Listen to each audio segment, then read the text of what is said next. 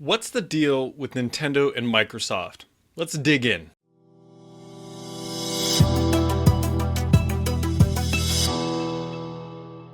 What's up, everybody, and welcome back to the channel. Brad here, and I have gotten a couple dozen DMs on Twitter, a couple of emails, and requests from everywhere talking about these Nintendo and Microsoft rumors that are flying around on the web. Everything from Halo is coming to the Switch to Microsoft is buying Nintendo and all sorts of other crazy things, and Game Pass going to Nintendo. Just everything is happening, and apparently Microsoft is buying Nintendo. No.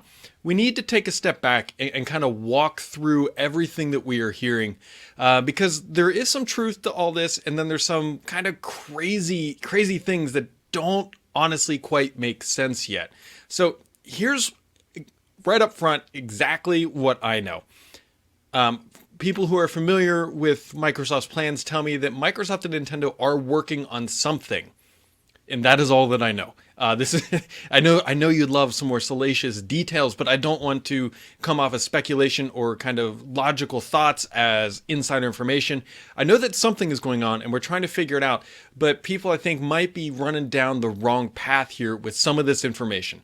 So let's talk about Game Pass on the Switch, because that is obviously where things start. Or, well, a lot of this rumors started. That makes sense. Let's talk about relationships while we're kind of in this bubble.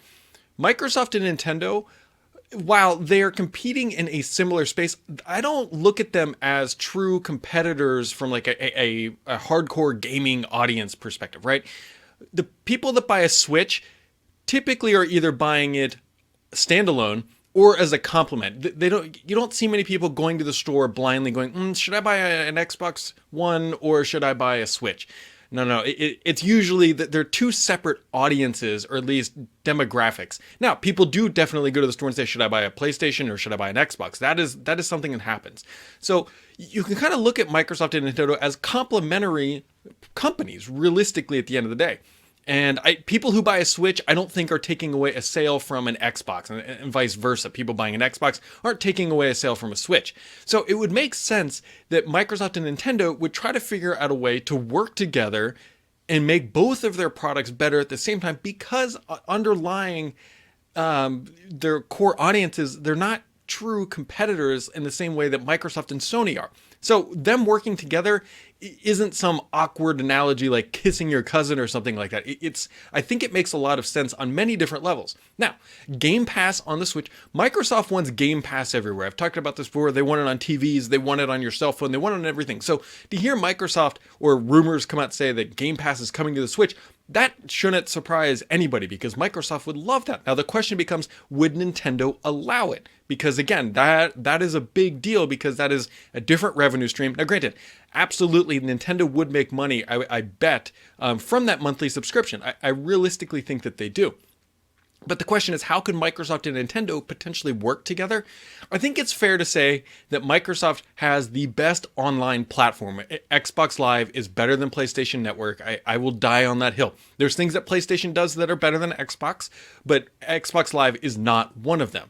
Now, Nintendo's online service is the worst of the bunch. PlayStation Network is better than Nintendo's online service. I almost chuckle because it's really bad. And so you could see how potentially Microsoft and Nintendo could work together to build an online structure for Nintendo that could include Game Pass, where Nintendo gets the benefit of not having to worry about the online stuff, which Microsoft is really good at. And in return, Microsoft could put Game Pass on the Switch, and everybody wins in that scenario. That is one plausible thing. There could also be avenues where Nintendo brings some IP. Now, I don't think they're going to bring their latest and greatest. I don't think you're going to see Mario Kart on the Xbox anytime soon. I really don't. But you could see older classic Nintendo games showing up potentially in the Xbox store. There's a lot of different ways that Nintendo and Microsoft could work together for mutual benefit. There's a lot of different ways. Now, the question becomes, people saying, well, they're going to bring Gears of War to the Switch. They're going to port hell. Okay, let's talk about the hardware for a second. In the Xbox One back here, they're Jaguar cores, it's x86 platform. What is inside the Switch is not, you can't just take a game that is on Xbox and go drop it on a Switch and it'll work. Like, you can't, it doesn't work that way. It would require a significant amount of work to make that happen.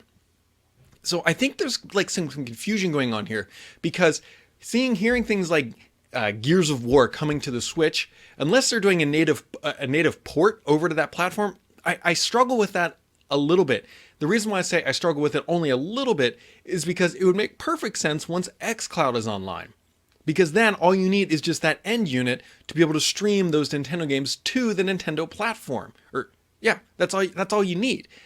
And so that makes a lot more sense to me than saying, hey, they're porting natively a whole bunch of Microsoft IP over to Nintendo. But at the end of the day, they are working together in some capacity. We don't know what it is, and it may not materialize soon, especially because business relationships like this are insanely complex. It's not like like Phil Spencer's walking over to the Windows org at Microsoft and being like, well, let's do something, and then they just do it. There's lawyers involved, there are agreements, they have to get contracts written up, they have to do SLA or service level agreements to make sure all this happens, and then they have to deliver on that front.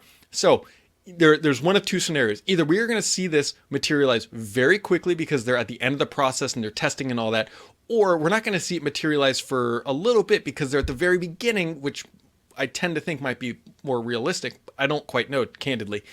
And then it's going to be a long gap of nothing, and then we'll just see it materialize because they're at the beginning of the process. People need to get out of their head that the Xbox platform that Microsoft and Phil Spencer are building is locked to a console. It is a platform. It's going to stretch across, well, currently stretches across a little bit from the PC to the console. And with the next generation, it's going to spread across the console, the cloud, and any device.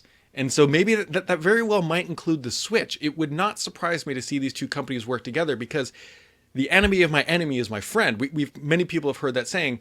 And both for Nintendo and Microsoft, the enemy is Sony. And if those two companies can work together to help give them a better, realistic fight against Sony, who has a dominant lead in this generation, there's no question about it. It's a win-win for everybody.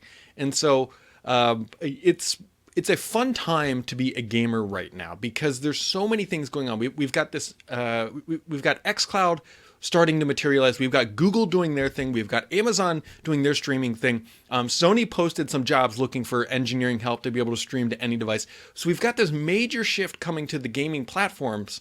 And then we've also got these new relationships that are budding, such as Microsoft and Nintendo.